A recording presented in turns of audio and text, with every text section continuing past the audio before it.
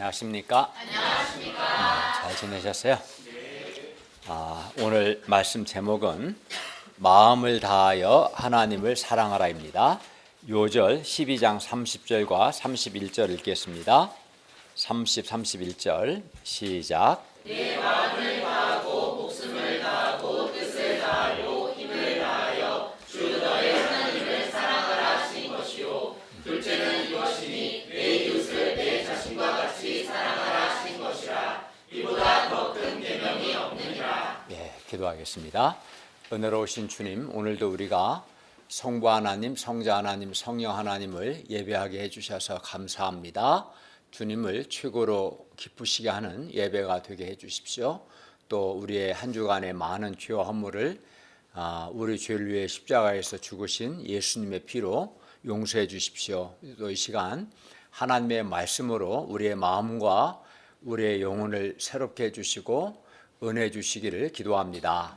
예수님의 이름으로 기도하였습니다. 아멘. 오늘 본문을 보면 사두개인들도 예수님께 질문하고 또 한 서기관도 예수님께 질문합니다. 특히 한 서기관은 예수님께 모든 계명 중에 첫째가 무엇인가, 즉 가장 중요한 계명이 무엇인가 묻습니다. 오늘 말씀을 통해서 우리가 성경을 바르게 아는 것이 얼마나 중요한가 배울 수 있기를 기도합니다. 그리고 우리가 왜 마음을 다하여 하나님을 사랑해야 하는가 배우고 마음을 다하여 하나님을 사랑할 수 있기를 기도합니다. 제1장 올바른 성경 공부의 중요성 18절에서 27절 말씀입니다. 18절에서 23절을 보십시오. 부활이 없다 하는 사두개인들이, 그러니까 사두개인들은 부활이 없다고 주장했는데 이 사두개인들이 예수님께 와서 묻습니다. 19절부터 이제 23절입니다. 선생님이여, 모세가 우리에게 써주기를 어떤 사람의 형이 자식이 없이 아내를 두고 죽으면 그 동생이 그 아내를 취하여 형을 위하여 상속자를 세울지니라 하였나이다. 7형제가 있었는데 마지가 아내를 취하였다가 상속자가 없이 죽고, 둘째도 그 여자를 취하였다가 상속자가 없이 죽고, 셋째도 그렇게 하여 7이 다 상속자가 없었고 추후에 여자도 죽었나이다. 현실 세계에서 이런 경우가 있겠어요? 아들이 7 낳기 어렵죠. 아들 7명이 하고 다 상속자가 없이 다 일찍 죽어야 하잖아요. 이게 사실은 거의 존재하지 않는 예인데 어쨌든 그렇게 해서 다 죽었어요. 여자도 죽었습니다. 7사람이 다 그를 아내로 취하였으니 부활 때 곧 그들이 살아날 때 그 중에 누구의 아내가 되리까? 그러니까 만약에 부활이 있다면 그들이 살아날 때 부활한 다음에 그 중에 그 여자는 누구의 아내가 됩니까? 여러분은 누구의 아내가 될 거라고 생각합니까? 그 여자가 맨 먼저 결혼한 마지의 아내가 되어야 합니까? 아니면 가장 마지막에 결혼한 7째의 아내가 되어야 합니까? 아니면 아내가 선택하도록 해야 합니까? 질문 자체가 참 난처하죠. 사두개인들이 이러한 질문을 하는 것은 죽은 자의 부활이 있으면 이렇게 아주 곤란한 문제가 생긴다는 거예요. 형제들 간에. 그렇기 때문에 죽은 자의 부활은 있지도 않고 또 있어서도 안 된다, 곤란하다라는 것을 말하기 위해서 이러한 거의 존재하기 힘든 예를 든 겁니다. 그렇기 때문에 이런 예를 들었는데 그러면 이제 사두개인들의 이러한 질문에 대해서 예수님은 뭐라고 말씀합니까? 24절과 25절을 함께 읽겠습니다. 시작. 예수께서 이르시되 너희가 성경도 하나님의 능력도 알지 못함으로 왜 아니하느냐. 사람이 죽은 자 가운데서 살아날 때에는 장가도 아니가고 시집도 아니가고 하늘에 있는 천사들과 같으니라. 사두개인들이 그러한 질문을 한 것은 그들이 성경도 하나님의 능력도 알지 못하였기 때문입니다. 그러니까 성경을 모르고 그 결과 하나님의 능력을 알지 못했기 때문입니다. 성경을 알면 죽은 자를 살리시는 하나님의 능력을 알게 되기 때문에 부활을 믿습니다.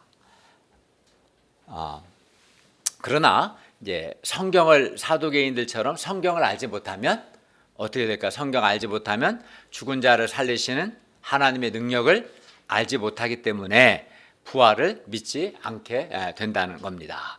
예수님께서 보실 때 사두개인들은 성경을 알지 못했기 때문에 죽은 자를 살리시는 하나님의 능력에 대해서도 알지 못했고 그 결과 부활을 믿지 않은 것이었습니다. 사두개인들은 또 부활이 있다고 해도 부활을 이 세상의 삶의 연장선 상에서 생각했습니다. 이 세상에서 장가가고 시집가듯이 죽은 자가 살아날 때에도 장가가고 시집가는 일이 계속될 것이라고 생각한 겁니다. 이것 또한 그들이 성경을 알지 못했기 때문에 이런 생각한 거죠. 그러나 부활은 단순히 이 세상의 삶의 연장이 아닙니다. 부활은 이 세상의 삶과는 질적으로 전혀 다른 삶입니다. 우리가 죽은 자 가운데서 살아날 때, 즉 부활한 후에는 장가가는 것이나 시집가는 것이 없습니다. 그리고 장가도 안 가고 시집도 안 간다는 점에서는 천사들과 같습니다. 천사는 지금도 마찬가지예요. 장가가거나 시집가지 않아요. 그래서 하나님이 처음 창조하신 그 숫자가 그대로 유지가 되고 있는 거예요. 그 숫자는 우리 알 수 없지만 사두개인들은 성경 중에서 모세오경, 창세기, 출애굽기, 레위기, 민수기, 신명기를 보통 모세오경이라고 부르는데 이 모세오경만 성경 하나님의 말씀으로 인정했습니다. 그런데 이제 그들은 이 모세오경에는 부활이라는 단어가 없다는 이유로 그렇기 때문에 부활은 없다 이렇게 주장했어요. 누가? 사두개인들이. 그러나 예수님은 출애굽기 3장 6절 모세오경 안에 포함되어 있죠. 출애굽기 3장 6절 말씀을 인용해서 사두개인들이 인정하는 모세오경에도 너희가 인정하는 모세오경에도 부활에 관한 내용이 있다는 것을 가르쳐 줍니다. 26절과 27절을 한번 읽어볼까요? 시작. 죽은 자가 살아난다는 것을 말할진대 너희가 모세의 책 중 가시나무 떨기에 관한 글에 하나님께서 모세에게 이르시되 나는 아브라함의 하나님이요 이삭의 하나님이요 야곱의 하나님이로라 하신 말씀을 읽어보지 못하였느냐. 하나님은 죽은 자의 하나님이 아니요 산 자의 하나님이시라. 너희가 크게 오해하였도다 하시니라. 26절에서 예수님이 죽은 자가 살아난다는 것을 말할진대, 즉 예수님은 죽은 자가 살아난다는 것, 즉 부활을 말하는 예로서, 그러니까 죽은 자가 살아난다는 것, 부활을 말하는 예로서 사두개인들도 인정하는 지금 26절 하반절은 출애굽기 3장 6절 말씀이거든요. 출애굽기 3장 말씀을 인용합니다. 그러니까 예수님이 지금 인용하신 출애굽기 3장 6절 말씀은 부활이 있다는 증거라는 거예요. 부활이 있다는 것을 말씀하기 위해서 예수님께서 사두개인들도 잘 따라오지 않으면 어려워요. 지금 이 부분은 멍 때리고 있으면 안 돼요. 사두개인들이 인정하는 출애굽기 3장 6절 말씀을 인용해서 부활이 있다고 말씀하고자 하는 겁니다.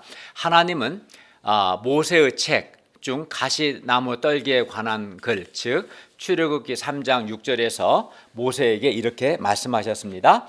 나는 아브라함의 하나님이요 이삭의 하나님이요 야곱의 하나님이로다. 이렇게 이제 하나님께서 모세에게 나타나셔서 이렇게 말씀하셨어요. 그리고 나는 아브라함의 하나님이요 이삭의 하나님이요 야곱의 하나님이로다. 이 하나님의 말씀은 두 가지 의미를 포함하고 있어요. 첫째는 나는 아브라함, 이삭, 야곱과 개인적이고 인격적인 관계를 맺었던 바로 그 하나님이다. 이런 의미가 있어요. 우리가 이제 제가 우리 유배부 이세를 만날 때 내가 너 아빠 친구야 이렇게 말할 때가 있거든요. 그 말 속에는 내가 너 아빠 잘 알고 있어 그런 거 포함하면 되잖아요. 그처럼 나는 아브라함의 하나님, 이삭의 하나님, 야곱의 하나님이다 라는 말씀 속에는 아브라함, 이삭, 야곱과 개인적인 인격적인 관계를 맺었던 바로 그 하나님이다 라고 말한 거죠. 왜냐하면 조상들을 다 알고 있으니까 모세는. 둘째는 내가 너에게 말하는 바로 지금 이 시간에도 지금도 나는 여전히 아브라함의 하나님, 이삭의 하나님, 야곱의 하나님이다라는 거예요.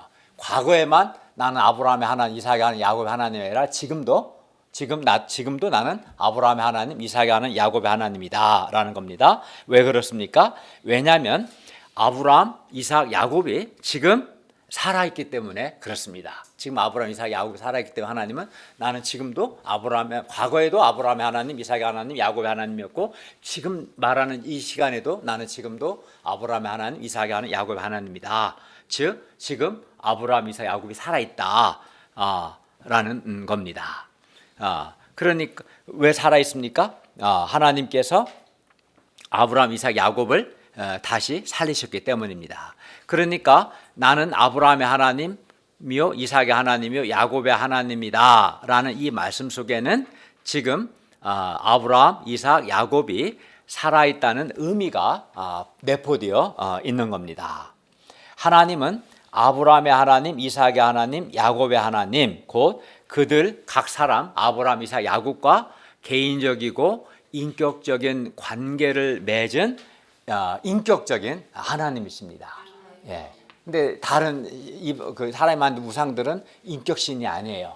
그냥 관계를 맺은 게 없어요. 우리는 개인적인 관계를 맺잖아요. 그죠? 그와 마찬가지로 하나님은 각 사람과 인격적인 관계를 맺는 인격적인 하나님이십니다. 내가 하나님과 맺은 관계를 아마 한 권의 책을 쓸 수 있을 만큼 아주 많습니다. 많은 사건들이 있죠.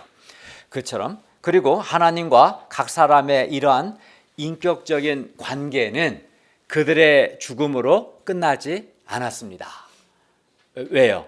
하나님께서 이미 몇백 년 전에 죽은 아브라함, 이삭, 야곱을 다시 살리셨기 때문입니다. 그래서 아브라함, 이삭, 야곱이 이미 몇백 년 전에 죽었음에도 불구하고 하나님이 그들을 살리셨고 아브라함, 이삭, 야곱이 지금 살아있기 때문에 하나님은 여전히 나는 아브라함의 하나님이요, 이삭의 하나님이요, 야곱의 하나님이다 라고 말씀하실 수 있는 거예요.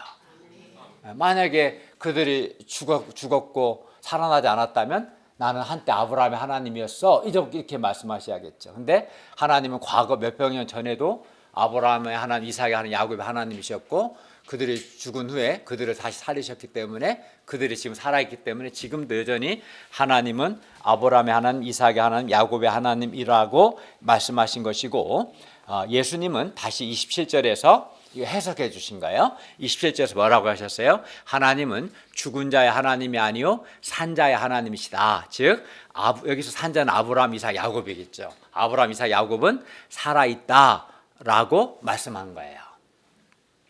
출애굽기 3장 6절, 즉 오늘 본문의 12장 26절 하반절이 하나님은 인격적인 하나님임을 가르쳐주는 말씀이라는 것은 우리 목자님들이 많이 알고 있었을 겁니다. 그러나 출애굽기 3장 6절 말씀이 부활에 대해서도 가르쳐주는 말씀이라는 것은 많은 사람들이 잘 몰랐어요. 그래서 예수님이 가르쳐 주신 거죠. 그 말씀은 하나님은 인격적인 하나님이라는 것 뿐만 아니라 하나님은 아브라함, 이삭, 야곱을 살리셨고 그들이 지금 살아있고 부활의 하나님이라는 것을 말씀하는 뜻도 된다. 이렇게 예수님이 가르쳐 주신 거죠. 그죠? 그렇기 때문에 우리가 겸손히 소원을 가지고 성경을 공부해야 하는 것이 중요한 거죠. 성경을 이렇게 예수님에게서 배우니까 출애굽기 3장 6절 말씀이 하나님은 인격적인 하나님임을 가르쳐 주는 것일 뿐만 아니라 죽은 자의 부활에 대한 말씀이기도 하구나. 이렇게 우리가 이제 이 시간 배우게 된 거죠. 그리고 물론 27절에서 산자는 아브라함, 이삭, 야곱을 가리킵니다. 아브라함, 이삭, 야곱과 같이 하나님과 개인적이고 인격적인 관계를 맺은 자는 죽음으로 끝나지 않고 하나님께서 이렇게 아브라함, 이삭, 야곱과 같이 살아계신 하나님을 믿고 이 하나님과 인격적 관계를 맺은 자는 하나님께서 죽음으로 끝나지 않고 죽은 후에 다시 살리시기 때문에 아브라함, 이삭, 야곱은 죽은 자가 아니라 산자, 즉 살아있는 자라고 말씀하신 것이고요. 하나님은 죽은 자의 하나님이 아니요 항상 산자의 하나님이십니다. 이렇게 말씀하실 수 있는 분 하나님밖에 없는 거죠. 누가 이렇게 말씀할 수 있겠어요? 죽은 자를 살리실 수 있는 하나님만이 이렇게 말씀하실 수 있는 거죠. 아브라함, 이삭, 야곱과 같이 살아계신 하나님을 믿고 하나님과 인격적인 관계를 맺는 사람은 하나님께서 다시 살리시기 때문에 죽음으로 끝나지 않고 항상 산자, 살아있는 자가 됩니다. 그러니까 살아서도, 육체가 살아서도 산자, 살아있는 자고, 죽은 후에도 산자, 살아있는 자입니다.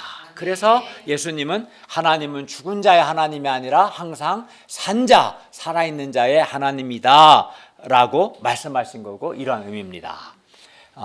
그래서 하나님께서는 아브라함, 이삭, 야곱이 몇백 년 전에 죽었음에도 불구하고 나는 아브라함의 하나님이요, 이삭의 하나님이요, 야곱의 하나님이다. 나는 항상 아브라함의 하나님, 이삭의 하나님, 야곱의 하나님이다. 이렇게 말씀하신 것이고, 또 예수님께서도 이 말씀을 조금 더 설명해 주셨죠. 어떻게? 27절에서 하나님은 죽은 자의 하나님이 아니요 산자의 하나님이다. 이렇게 설명해 주신 거예요.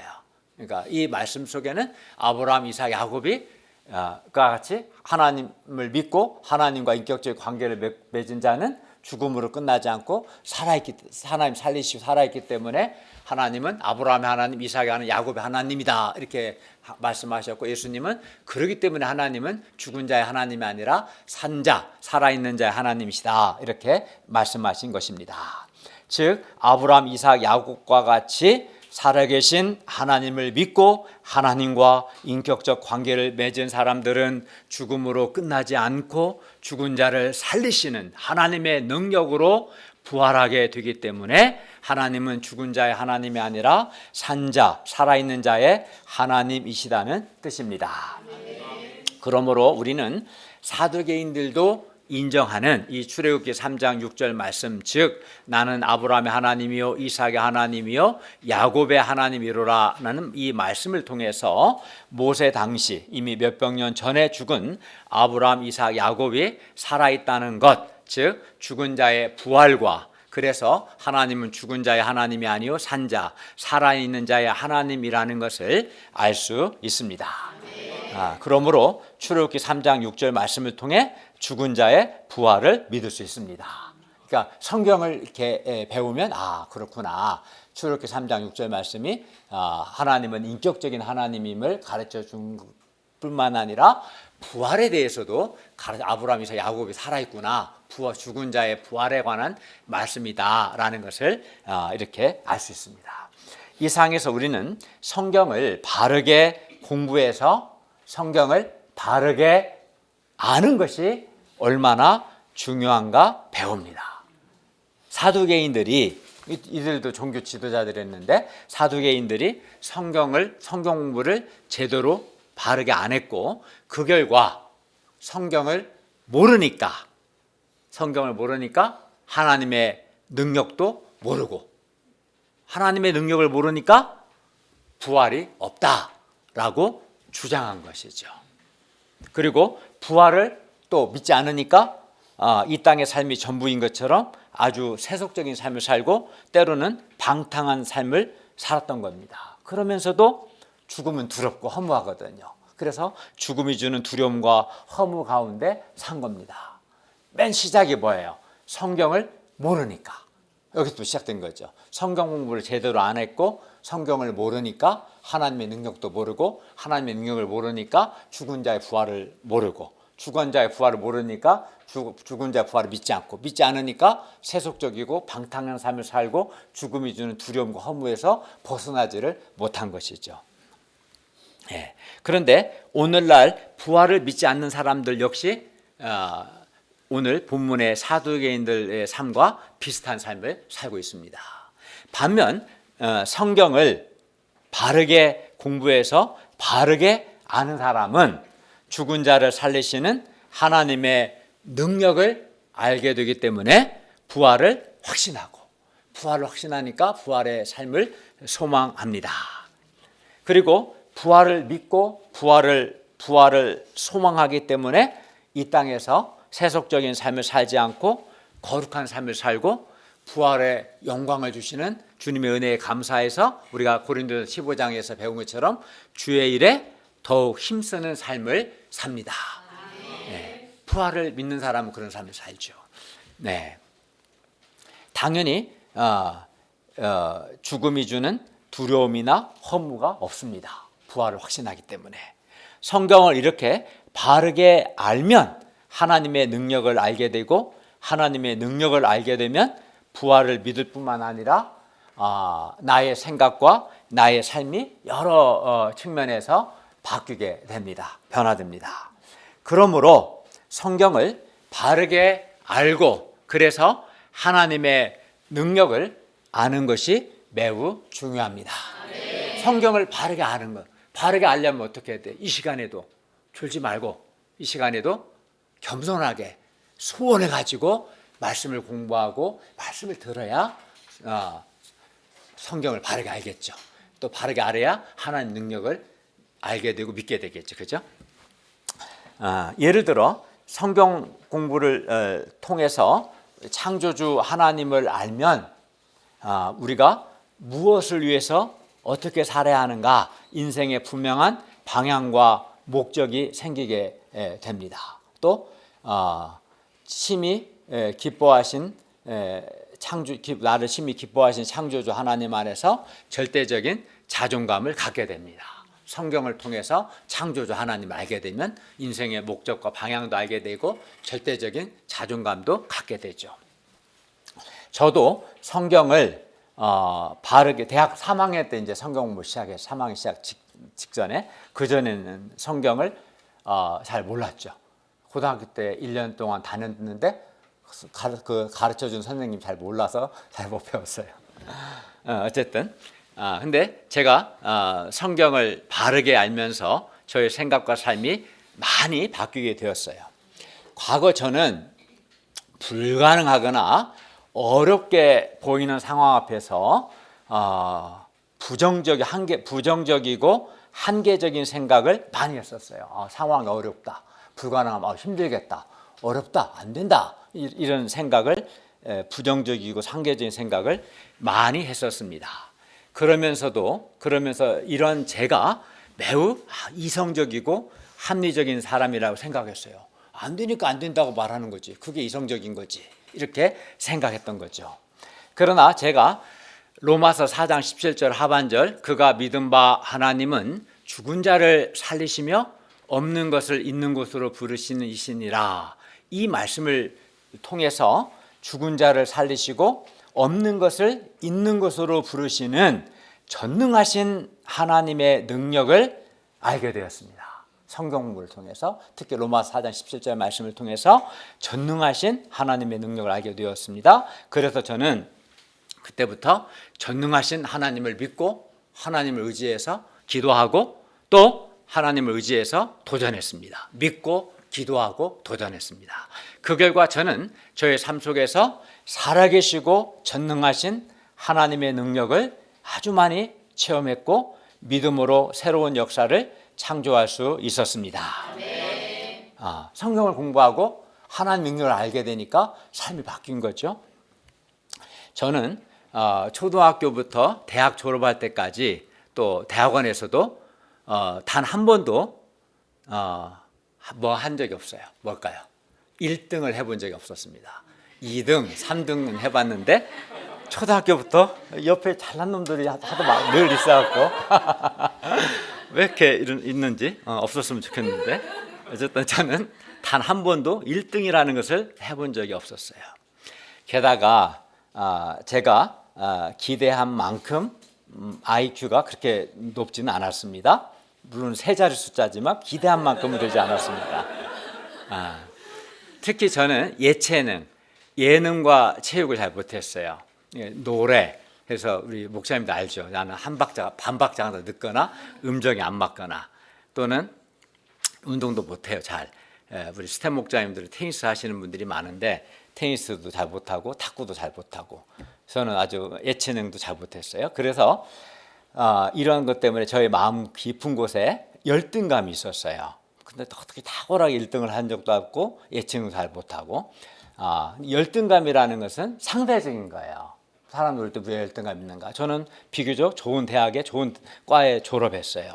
그렇지만 열등감은 상대적인 거기 때문에 항상 나보다 잘난 사람이 있으니까 상대적으로 느끼는 감정인 겁니다. 열등감들 있는 거죠. 비교해서 생기는 거니까.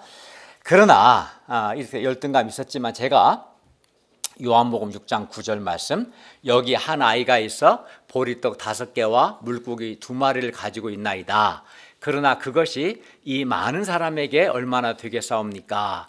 이 말씀을 통해서, 요한복음 6장 9절 말씀을 통해서 한 아이와 그의 오병이어를 축복하셔서 5천 명을 배불리 먹이신 예수님과 예수님의 능력을 알게 되었어요. 성경을 통해서.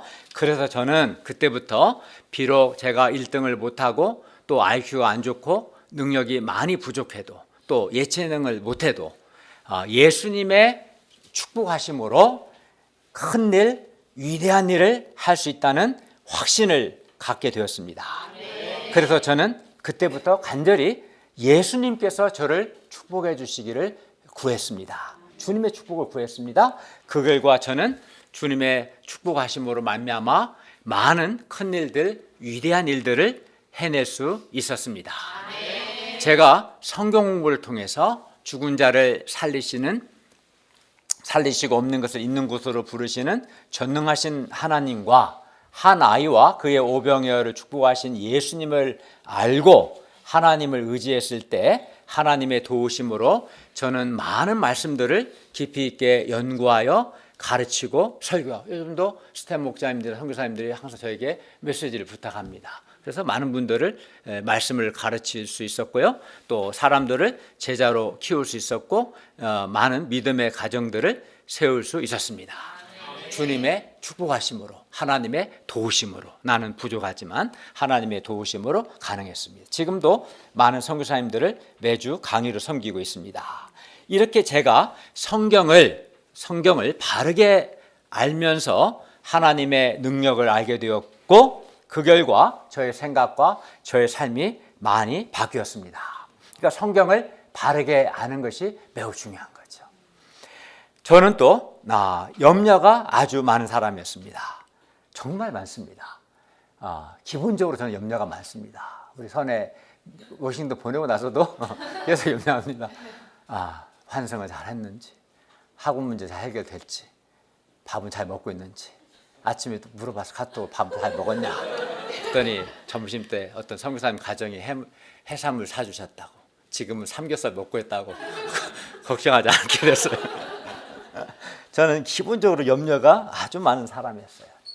그러나 제가 빌립보서 4장 6절 7절 말씀, 아무것도 염려하지 말고 다만 모든 일에 기도와 간구로 너희 구할 것을 감사함으로 하나님께 아뢰라.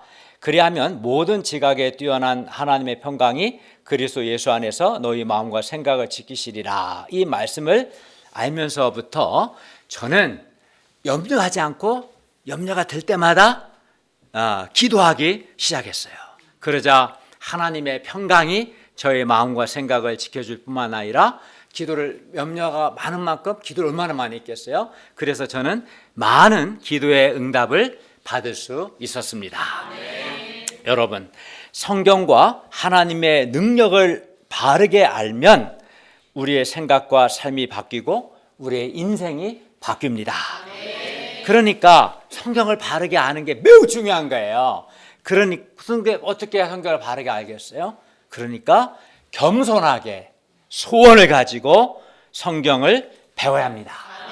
지금 예배드리는 이 시간에도 겸손하게 소원을 가지고 하나님의 말씀을 들어야 합니다.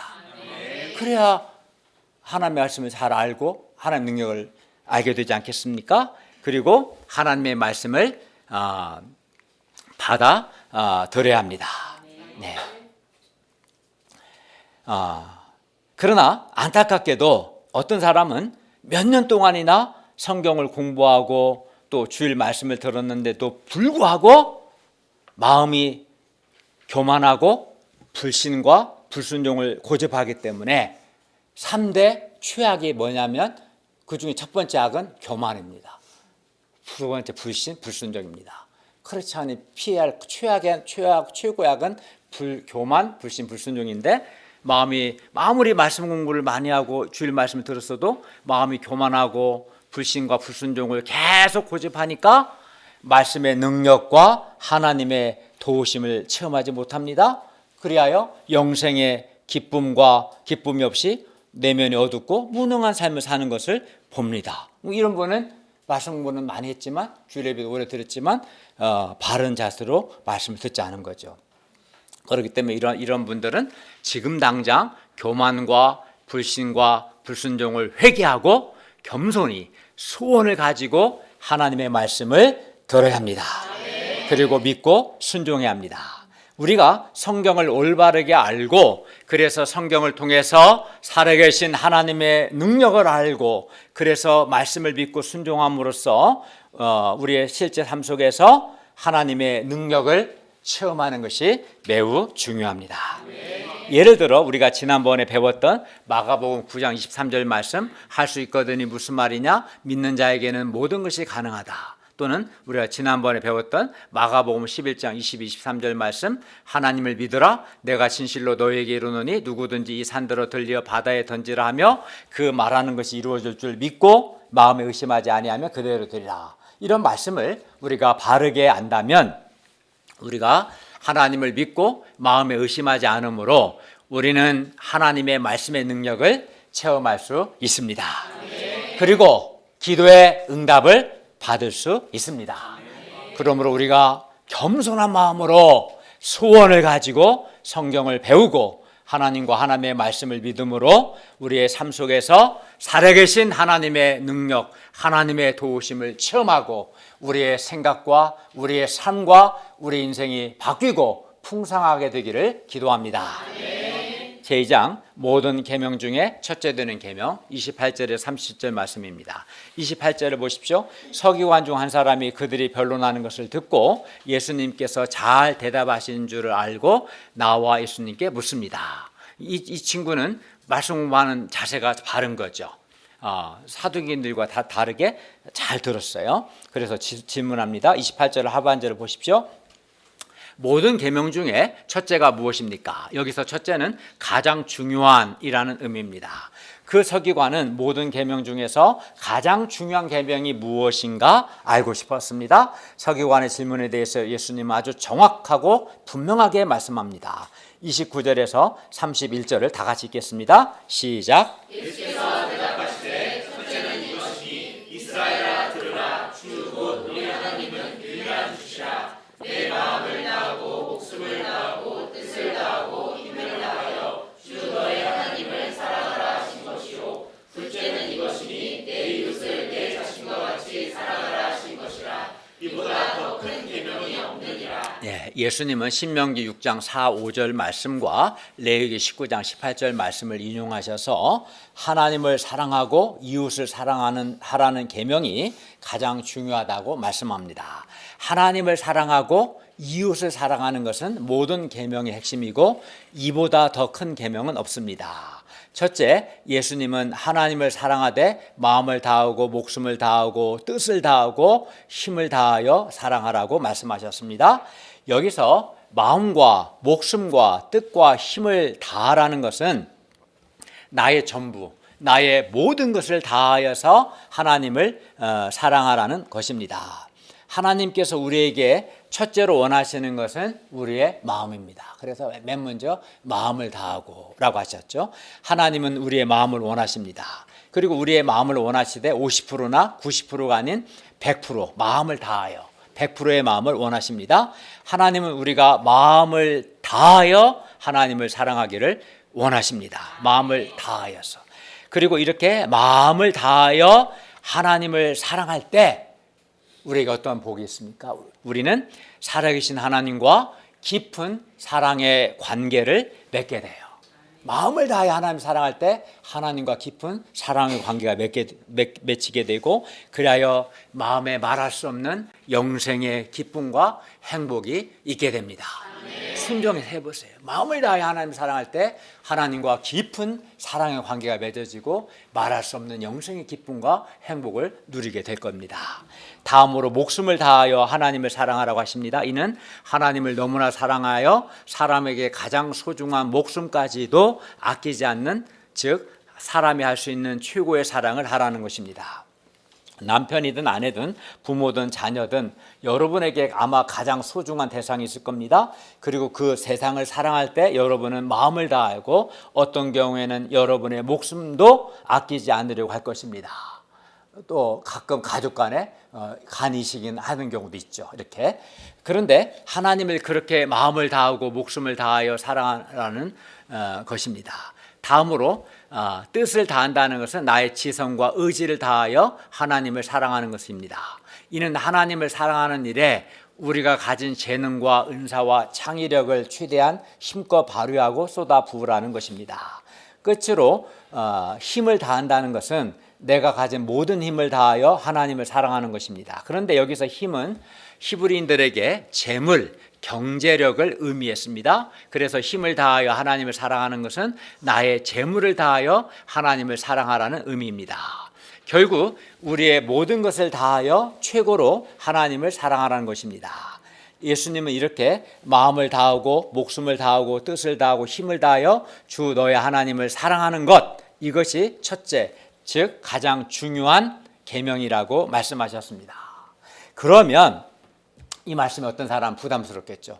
고개를 드세요. 부담스러워하지 말고. 그러면 왜 우리가 마음을 다하고 목숨을 다하고 뜻을 다하고 힘을 다하여 하나님을 사랑해야 합니까?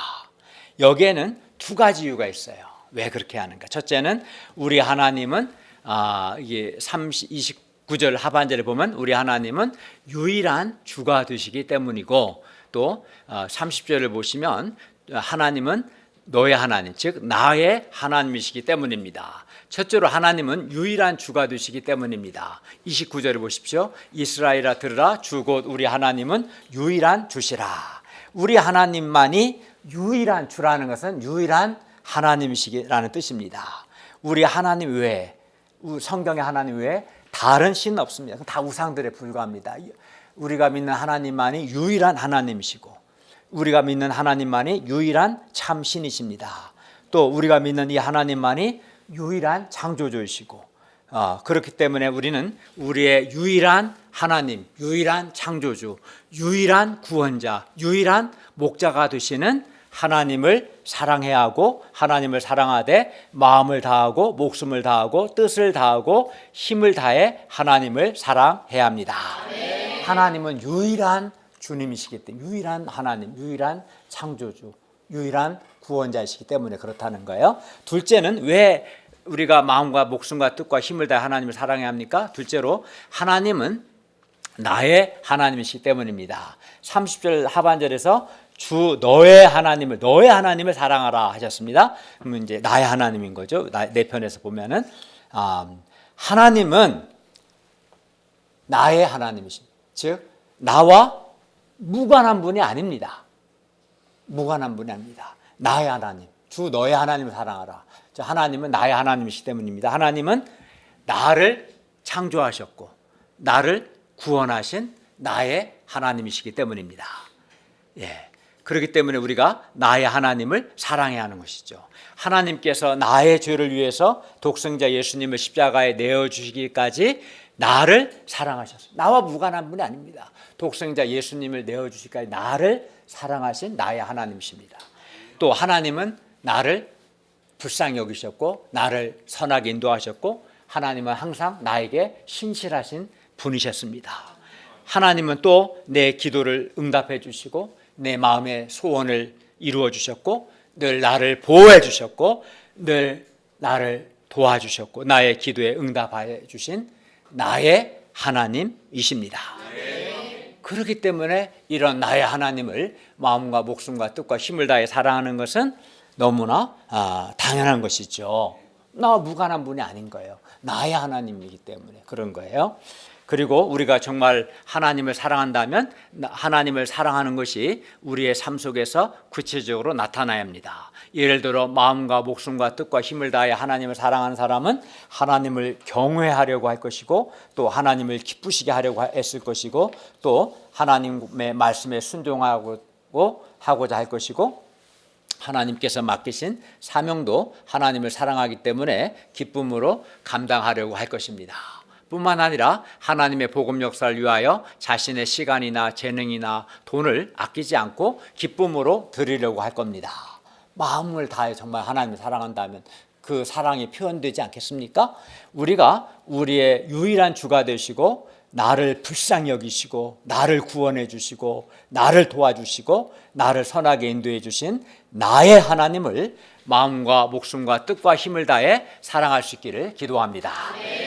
둘째, 예수님은 너의 이웃을 너 자신과 같이 사랑하라고 하셨습니다. 31절 말씀입니다. 서기관은 첫째 계명이 무엇이냐고 물었는데 예수님은 레위기 19장 18절 말씀을 인용하셔서 둘째 계명까지 말씀하셨습니다. 31절 읽겠습니다. 시작. 둘째는 이것이니 내 이웃을 내 자신과 같이 사랑하라 하신 것이라. 이보다 더 큰 계명이 없느니라. 예, 우리 주변에 도움이 필요한 모든 사람이 우리의 이웃이 될 수 있습니다.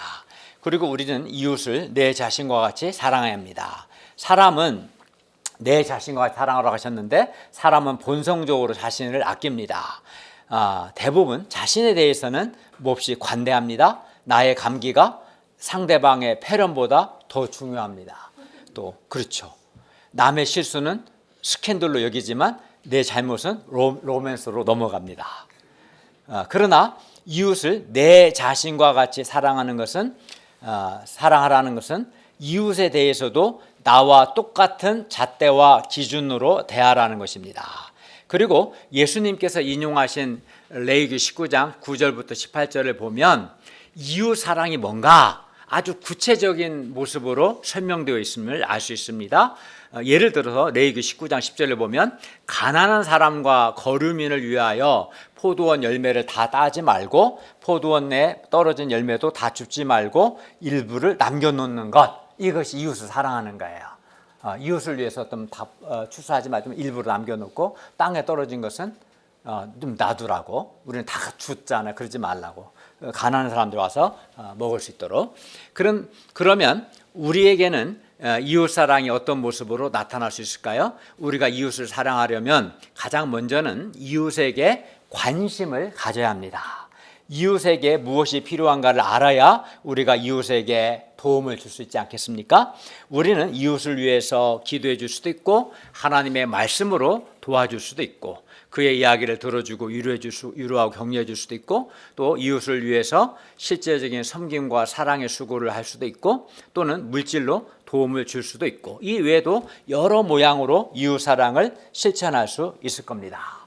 구체적으로 우리가 이웃을 내 몸과 같이 사랑하기 위해서 가장 먼저는 뭐가 필요하냐면 이기심과 자기중심성을 또 이웃에 대한 무관심을 극복해야 합니다. 이기적이고 자기중심적이고 다른 사람에 대해 무관심한 사람은 결코 사랑할 수가 없는 겁니다. 사랑하려면 이기심, 자기중심성, 무관심을 극복하고 이웃에게 관심을 갖는 것부터 배워야 합니다. 그리고 구체적으로 그 이웃을 위해서 구체적인 사랑의 수고를 하는 것을 배울 수 있기를 기도합니다. 예수님의 명료한 대답에 대해 서기관이 은혜를 받았습니다. 32, 33절을 보십시오. 서기관이 이르되 선생님이 올소이다. 하나님은 한 분이시오 그 외에 다른 이가 없다 하신 말씀이 참이니이다. 또 마음을 다하고 지혜를 다하고 힘을 다하여 하나님을 사랑하는 것과 이웃을 자기 자신과 사랑하는 것이 전체로 드리는 모든 번제물과 기타 제물보다 나으니이다. 34절 보십시오. 예수님께서 그가 지혜 있게 대답함을 보시고 내가 하나님의 나라에서 멀지 않도다 하셨습니다. 그 후에 감히 묻는 자가 없었습니다. 사랑의 계명을 지키는 자는 하나님의 나라에서 멀지 않습니다. 하나님을 사랑하고 이웃 사랑할 하나님의 나라, 하나님의 은혜로운 통치가 임합니다. 35절을 보십시오. 예수님께서 성전에서 가르치실 때 대답하여 이르십니다. 어찌하여 서기관들이 그리스도를 다윗의 자손이라 하느냐. 당시 서기관들은 그리스도를 다윗의 자손으로만 알았습니다. 그러나 예수님은 그리스도가 다윗의 주, 즉 다윗의 하나님이 되심을 말씀합니다. 36, 37절을 보십시오. 다윗이 성령에 감동되어 친히 이렇게 말했습니다. 주께서 내 주께 이르시되 내가 너의 온수를 내 발 아래 둘 때까지 내 우편에 앉았으리라 하셨도다. 이 말씀은 시편 110편 1절 말씀을 예수님께서 인용한 말씀입니다. 다윗은 그리스도를 가리켜서 내 주라고 했고 여기서 주는 하나님, 나의 하나님이라는 뜻입니다. 그러므로 그리스도는 다윗의 자손일 뿐만 아니라 내 주, 즉 나의 다윗의 하나님, 이도 하나님도 된다는 것을 알 수 있죠. 그렇죠? 그러니까 이것도 예수님은 시편 110편 1절 말씀을 인용해서 가르쳐 주셨죠. 그러니까 성경을 공부하면 알 수 있는 거예요. 또 아까 출애굽기 3장 6절 말씀을 통해서 부활에 대해서 말씀하셨고, 그러니까 올바르게 성경을 공부하는 게 매우 중요합니다. 우리의 믿음과 우리 신앙은 성경에 기초해야 합니다. 성경을 바르게 알아야 믿음도 바르게 되고 신앙생활도 바르게 됩니다. 제3장 삼가야 할 삶과 본받아야 할 삶 38절에서 44절입니다. 예수님은 서기관들은 삼가라고 하시고 한 가난한 과부에 대해서는 칭찬하십니다. 그러면 왜 서기관들을 삼가야 합니까? 38에서 40절을 보십시오. 당시 서기관들은 경건하게 보이기 위해서 긴 옷을 입고 다녔습니다. 그리고 시장에서 문안받는 것과 또 회당의 높은 자리, 잔치 윗자리를 원했습니다. 서기관들이 낮아지고 섬기려고는 하지 않고 높아지고 섬김을 받으려고만 한 것입니다. 예수님은 이런 서기관들을 삼가라, 주의하라, 조심해라 말씀합니다. 서기관들은 또 불쌍한 과부의 가산을 삼키고 외식으로 길게 기도했습니다. 예수님은 그들이 받는 판결이 더욱 중하리라고 말씀합니다. 왜냐하면 이들은 백성들의 지도자들이기 때문입니다.